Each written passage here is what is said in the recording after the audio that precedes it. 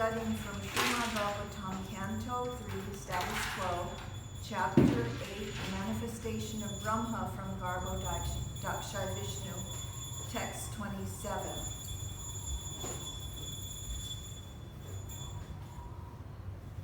Om Namo Bhagavate Vasudevaya. Om Namo Bhagavate Vasudevaya. Om Namo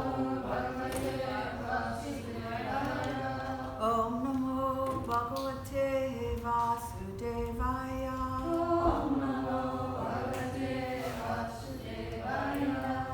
Om Namo Bhagavate Vasudevaya.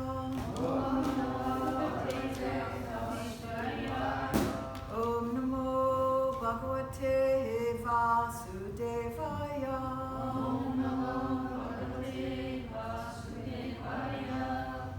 So the verse is up there, big enough. Can everybody see it? Yeah. Okay, very good. Mukena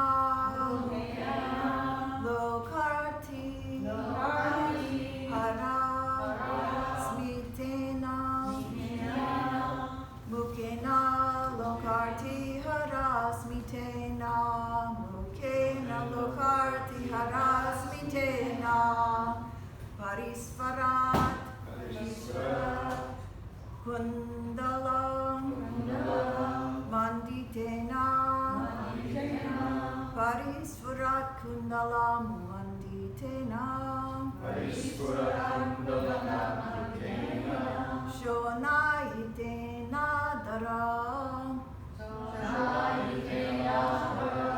Bimba Basha Basa Sonayitina Dara Bimba Basa Pratyarhan Hayantam Sunasena Subriva Mukena Laki Tarasmitena Parisvarat Kundala Manditena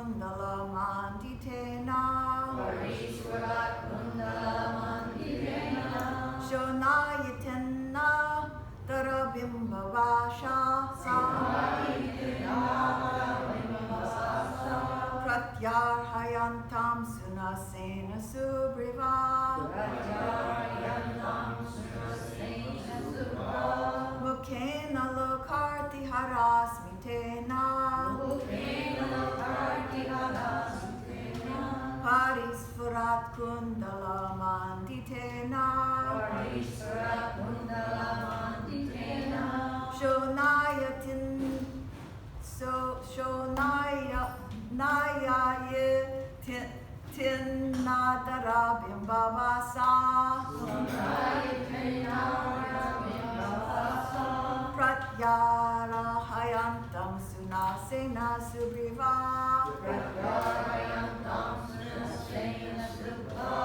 Others? Mukena lokarti harasmitena. Parispurat kundala manditena.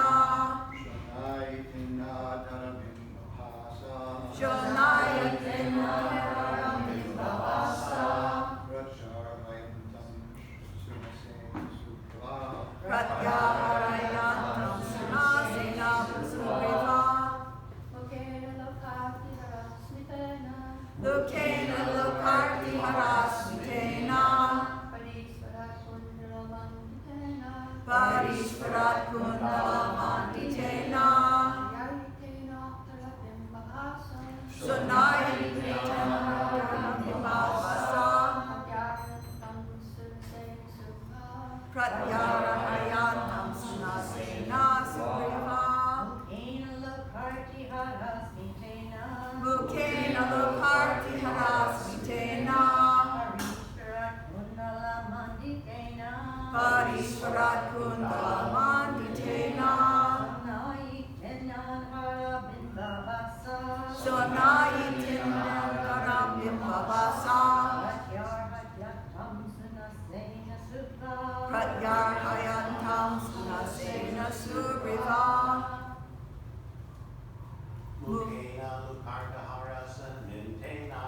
Mukena lokarti harasmitena. Parisparat kundala manditena. Sonayitendara bhavasa. Pratyaharayantam sunasena subriva. Mukena lokarti harasmitena. Parisparat kundala manditena. Sonayitendara bimbhavasa. Pratyaharayantam sunasena subriva. Mukena. By a gesture of the face. Loka arti. Hara. Vanquisher of the distress of the devotees. Smitena. By smiling. Parisfurat. Dazzling. Kundala. Earrings. Manditena. Decorated with. Sonayitena. Acknowledging. Adara. Of his lips. Bimba. Reflection. Basa. Rays. Pratyarhayantam. Reciprocating. Sunasena. By his pleasing nose. Subriva. And pleasing eyebrows. Translation and purport by His Divine Grace A.C. Bhaktivedanta Swami Srila Prabhupada. He also acknowledged the service of the devotees and vanquished their distress by his beautiful smile. The reflection of his face, decorated with earrings, was so pleasing because it dazzled with the rays from his lips and the beauty of his nose and eyebrows. Repeat after me. He also acknowledged the service of the devotees and vanquished their distress by his beautiful smile.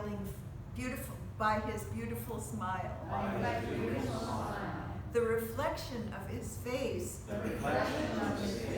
decorated with earrings, was so pleasing because it dazzled with the rays from his lips, and the beauty of his nose and eyebrows. It's kind of a short purport, so but it's so dazzling, beautiful. Purport. Devotional service to the Lord is very much obliging to him. There are many transcendentalists in different fields of spiritual activities, but devotional service to the Lord is unique. Devotees do not ask anything from the Lord in exchange for their service. Even the most desirable liberation is refused by devotees, although offered by the Lord. Thus the Lord becomes a kind of debtor to the devotees and can only try to repay the devotee's service with his ever-enchanting smile. The devotees are ever satisfied by the smiling face of the Lord, and they become enlivened. And by seeing the devotees so enlivened, the Lord himself is further satisfied. So there is continuous transcendental competition between the Lord and his devotees by such reciprocation of service and acknowledgement. This is absolutely beautiful. But I have been a little bit absent.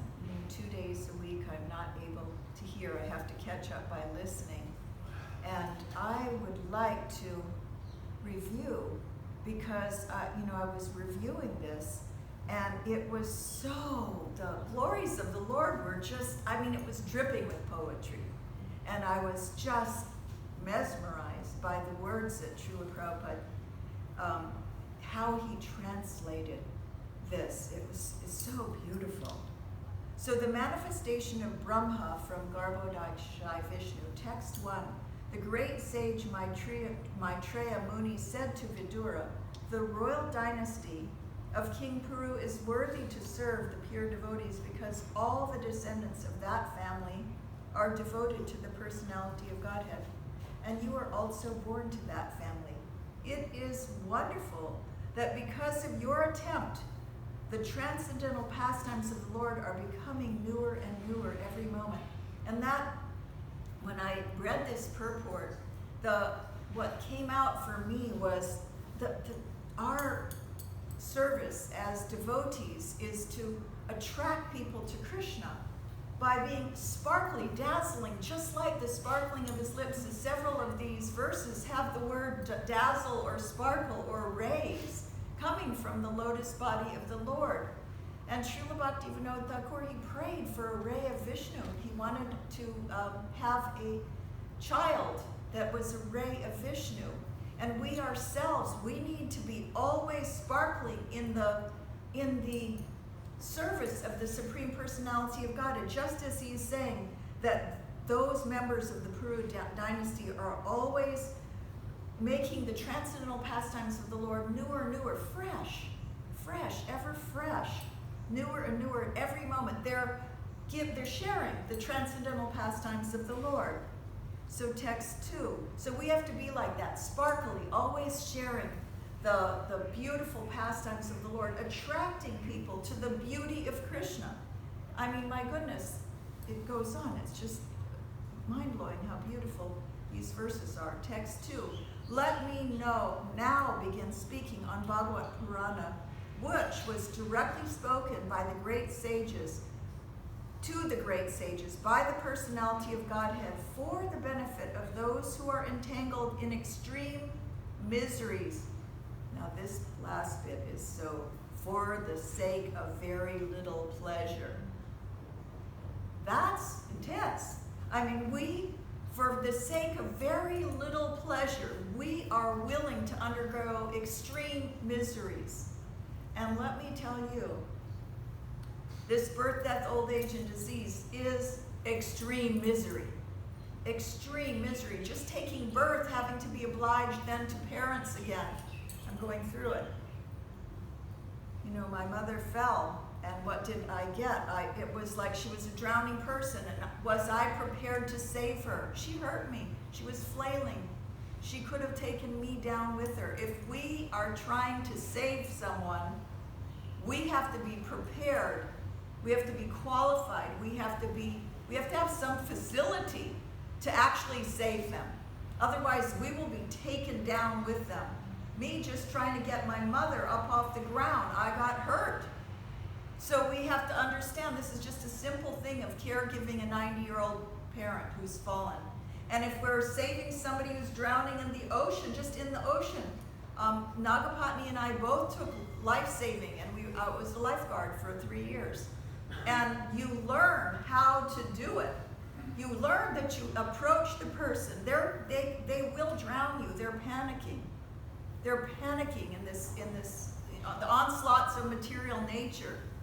And they think that the only thing to do is, intoxication or this or that. And if we get influenced by them, we will drown with them.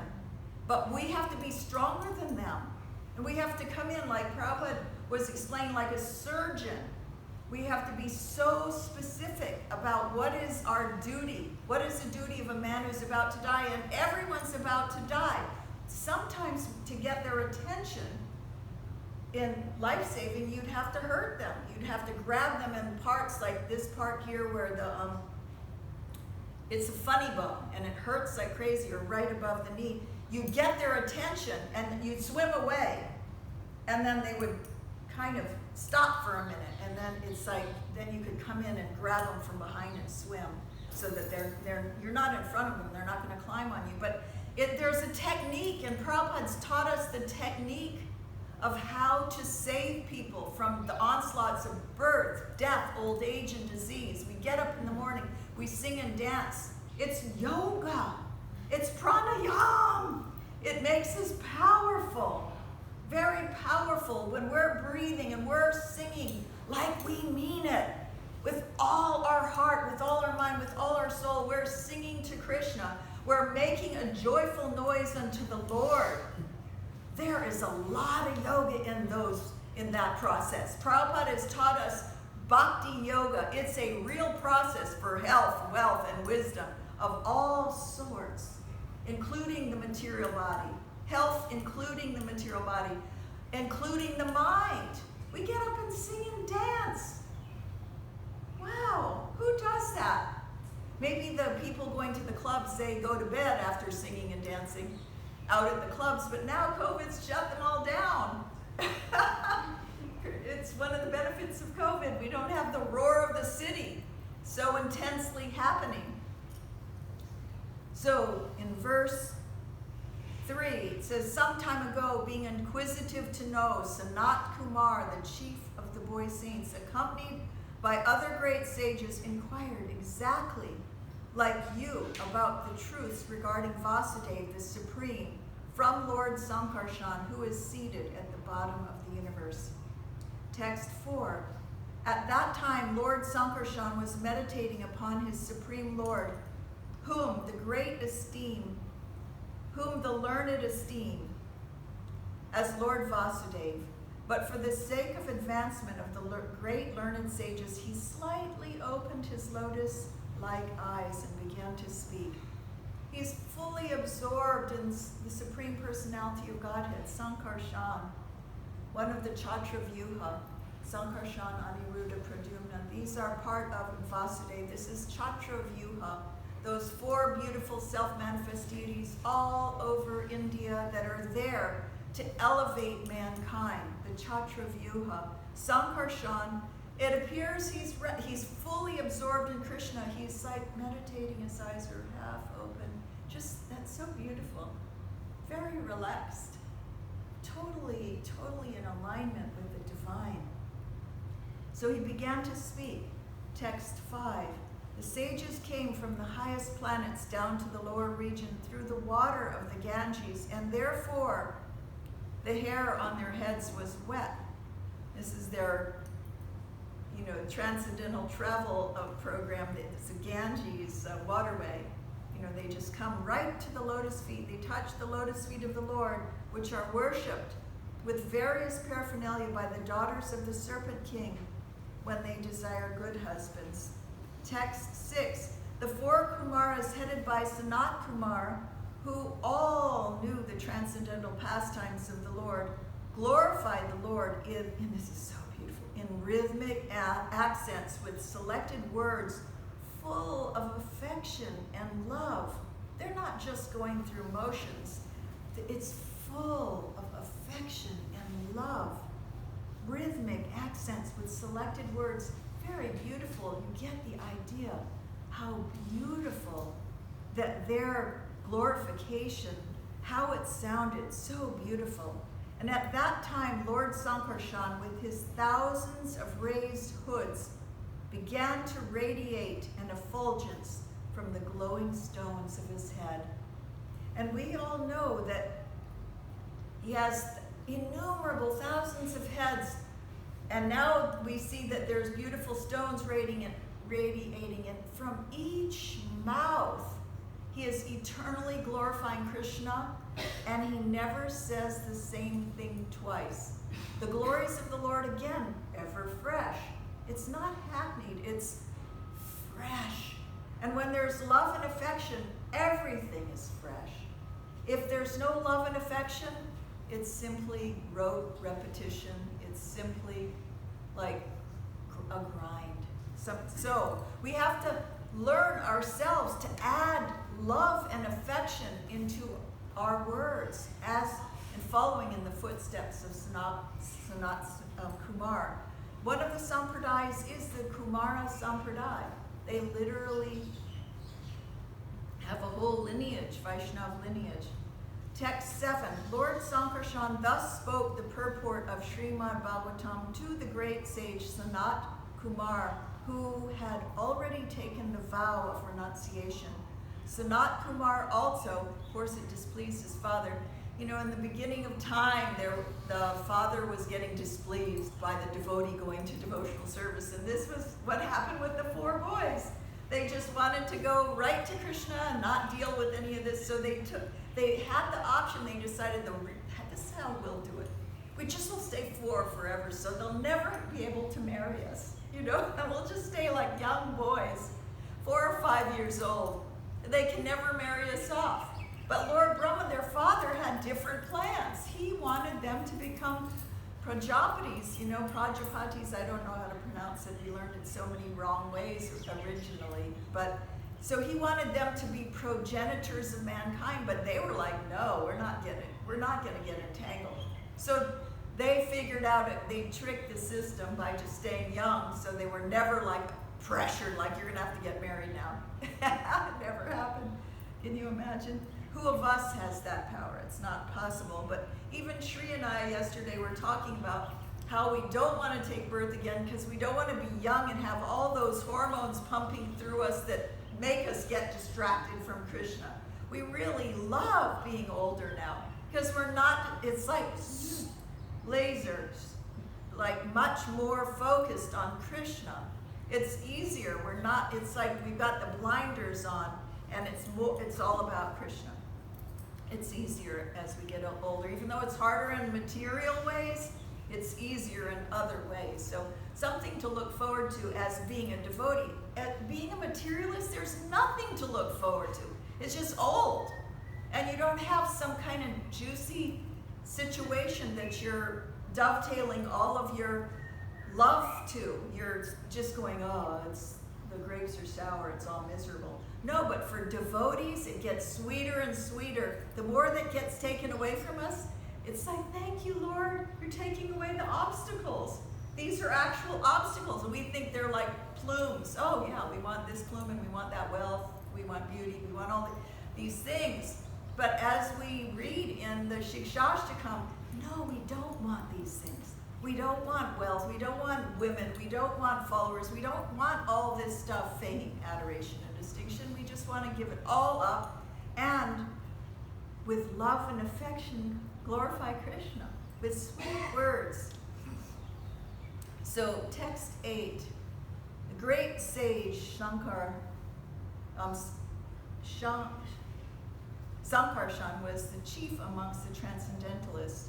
And when he was describing the glories of the Lord in terms of Srimad Bhagavatam, it so happened that my spiritual master Parashara and Brihaspati both heard him.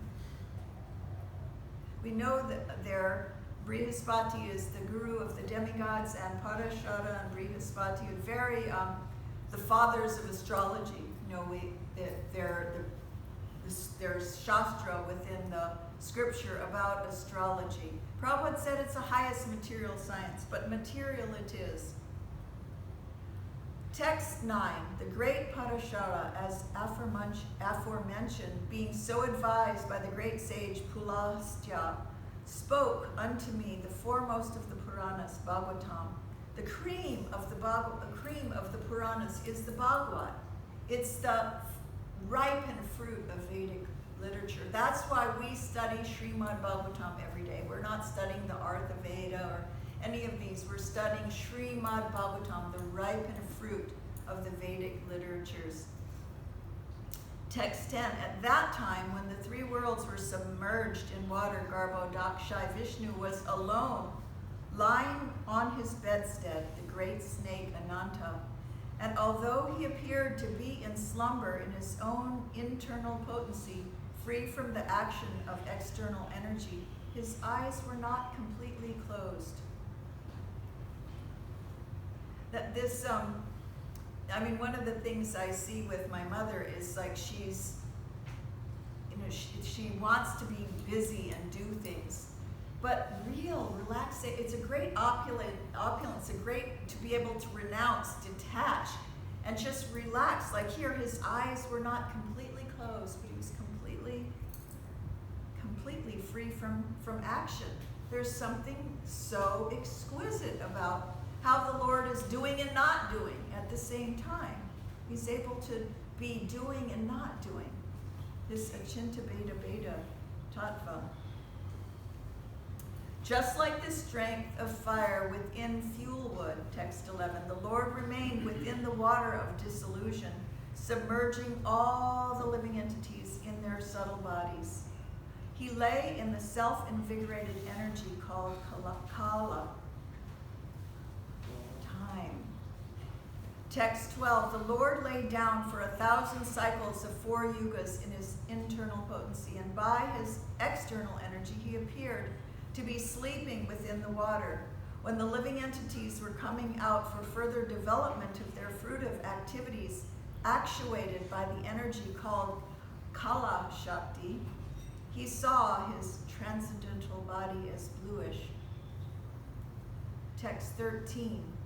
The subtle subject matter of creation on which the Lord's attention was fixed was agitated by the material mode of passion, and thus the subtle form of creation pierced through his abdomen. Text 14. Piercing through the sum total form of the fruitive activity of the living entities took the shape of the bud of a lotus flower generated from the personality of Vishnu, and by his supreme will it illuminated everything like the sun and dried up the vast waters of devastation. Text 15. Unto that universal lotus flower, Lord Vishnu personally entered as the Supersoul. And when it was thus impregnated with all the modes of material nature, the personality of Vedic wisdom, whom we call the self-born, was generated. Text 16. Brahma, born out of the lotus flower, could not see the world, although he was situated in the world, and therefore circumambulated all of space, and while moving his eyes in all directions, he achieved 4 heads in terms of the 4 directions. Text 17. Lord Brahma, situated in that lotus, could not perfectly understand the creation, the lotus or himself. At the end of the millennium, the air of devastation began to move the water and the lotus in great circular waves. Oh, to me, that's so beautiful. He couldn't really understand it. He couldn't understand himself, the lotus, anything. But there, the water was moving and the lotus in great circular waves. 18, Lord Brahma, in his ignorance, contemplated, who am I that am situated on the top of this lotus? Wherefrom has it sprouted? There must be something downwards, and that from which this lotus has grown, must be within the water. Text 19, Lord Brahma thus contemplating entered the water through the channel of the stem of the lotus, and in spite of entering the stem and going nearer to the navel of Vishnu, he could not trace out the root. Krishna, well, he reveals himself by his sweet will. We're not the doer. Just like Mother Yashoda, when she was trying to bind Krishna, the rope was 2 inches too short until he agreed. So everything is based on the pleasure and the agreement and the acknowledgement of the Supreme Personality of Godhead. Text 20. Oh, Vidura, while searching in that way about his existence, Brahma reached his ultimate time, which is the eternal wheel in the hand of Vishnu, and thus generates fear in the mind of the living entities, like the fear of death. Because with time comes birth, death, old age, and disease. It's the samsara, the wheel of time. And that is Krishna. If we spend our time for Krishna, whether we're living or dying, it doesn't matter, because it's all continual. It's all about Krishna all the time. Nothing to fear. That's why Srila Prabhupada's name was Fearless, up high, fearless. He had nothing to fear. Text 21. Thereafter, being unable to achieve the desired destination, he retired from such searching and came back again to the top of the lotus. Thus, controlling all objectives, he concentrated his mind on the Supreme Lord. Text 22. At the end of Brahma's 100 years, when his meditation was complete, he developed the required knowledge. Jai Shri Shri Panchatattva. And as a result, he could see in his heart the Supreme within himself, whom he could not see before with the greatest endeavor. Text 23. Brahma could see that on the water there was a gigantic lotus-like white bedstead, the body of Sheshanaga, on which the personality of Godhead was lying alone. The whole atmosphere was illuminated by the rays of the jewels bedecking the hood of Sheshanaga, and that illumination dissipated all the darkness of those regions. 24. The luster of the transcendental body of the Lord mocked the beauty of the coral mountain. The coral mountain was very beautifully dressed by the evening sky, but the yellow dress of the Lord mocked its beauty. Anything in relation to Krishna, it's really a reflection of him anyway. So if we are thinking that this is me and I've got this beautiful opulence, we're being puffed up by borrowed plumes. It's all Krishna's beauty. And there's that story about the beauty in a bottle, where this beautiful woman was being followed by a fellow, and she said, come back in a few days, I will satisfy you. So meanwhile, she took all these purgatives and laxatives, and she kept the contents in jars, and when he came back, she was skinny and all emaciated. And he said, what happened to you? And he said, my beauty is here in these bottles. So we can have something for some period of time, but it's all illusion unless we understand it's coming from Krishna. It's to be used for Krishna. Just like anybody can have the post of president, like Trump or Biden or any of these people. They have the post, and for some time they have powers that come with that post. But as soon as they step off of the post, all those powers, they remain with the post. They are not that post. Brahma, he's got a post, and with that post come all kinds of powers. In any position, there's responsibility and there's power that goes hand in hand. But we're not that. Even Arjuna gave up all of his weapons. He had so many weapons. And at the end, he gave them all up. It was like, you borrow books from the library, but you take them home, or you get fined.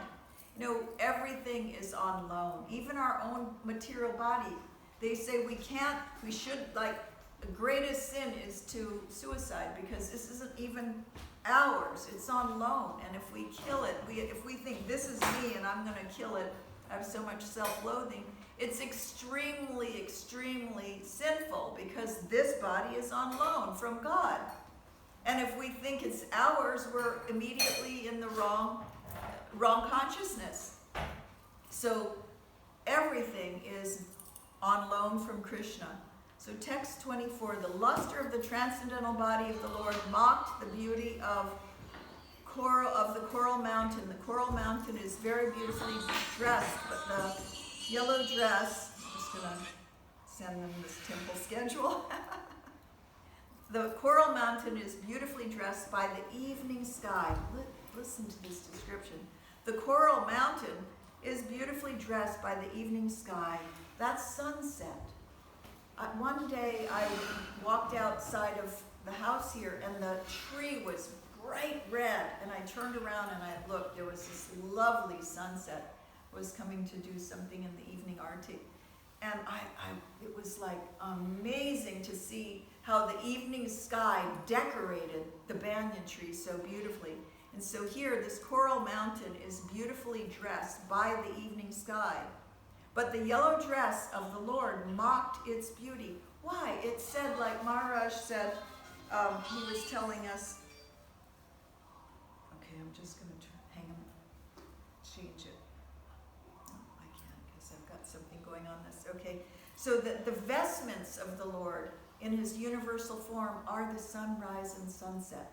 The beauty, they are the garments of Krishna. Someone's very persistent.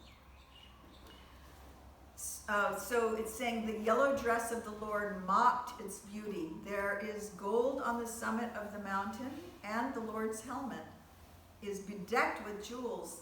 That helmet mocked the gold on the mountain. Anything to do with Krishna is always more beautiful than anything it compares to. The mountains, waterfalls, the herbs with the panorama of flowers seem like garlands, and the Lord's gigantic body and his hands and his legs decorated with jewels, pearls, tulsi leaves, flower gardens. They mocked the scene of the mountain. Nothing compares. There's that beautiful song that nothing compares to you. That's Krishna. Nothing compares to Krishna. And nothing will satisfy us like devotion to Krishna, because he's worthy of our devotion. No one else really is. His transcendental body, unlimited in length, this is text 25, occupied the three planetary systems, upper, middle, and lower. His body was self-illumined by unparalleled dress and variegatedness, and was properly ornamented. Self-illumined. Whose body is self-illumined? Mine sure isn't. But Krishna's body is self-illumined, and his vestments are the sunrise and sunset.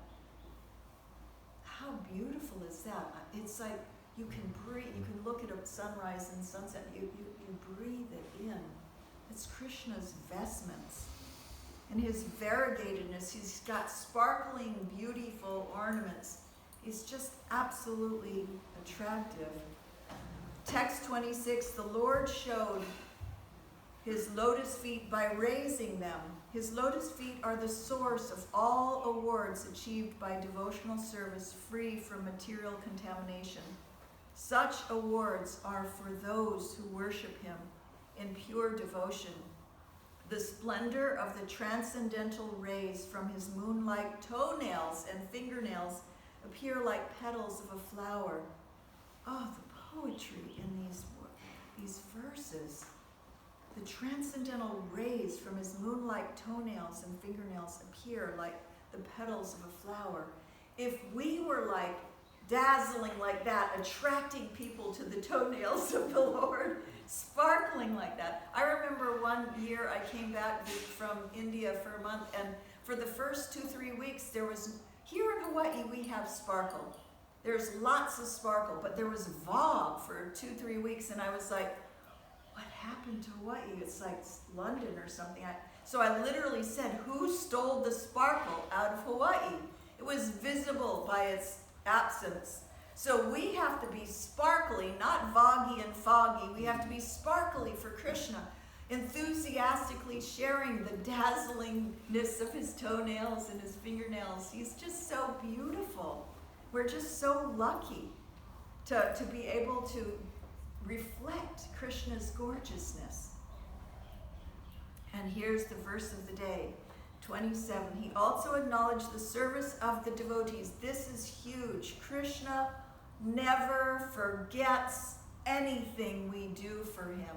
He never forgets any service rendered to him. And he vanquished all the devotees' distress by his beautiful smile. It's all he has to do is smile, and we have no problem. We pleased him. We're pleasing Krishna. The reflection of his face, decorated with earrings, was so pleasing because it dazzled with the rays from his lips and the beauty of his nose and eyebrows. I'm smitten. So, any questions or comments? This verse reminds a lot of that verse where Krishna tells the gopis that you just have to be satisfied with your own service because I can't repay you. So Absolutely. There's this debt and this reciprocation of service and acknowledgement described in the purport that's so beautiful, where you just become more enlivened the more you see Krishna satisfied, and when Krishna sees you more enlivened, then he's more satisfied, and it's just everything in the material world sort of degrades and crumbles. Everything in the spiritual world sort of builds upon each other. It's just ever escalating. Yes. So it's Sparkly devotion, enthusiastic devotion, where we feel enlivened and attracted, and just by seeing the smile of the Lord, our lives are perfected. Hare Krishna. Glorious to Srila Prabhupada. Sarida Vichachal, Jodenvya Tahikal, Jive File Vishaya Sagare, Tarmaje Jipayati, Loba Moy Sujumati, Take Jita Kotana Samsare, Krishna Bodha Doya Moy, Gori Gori Jiva Joy.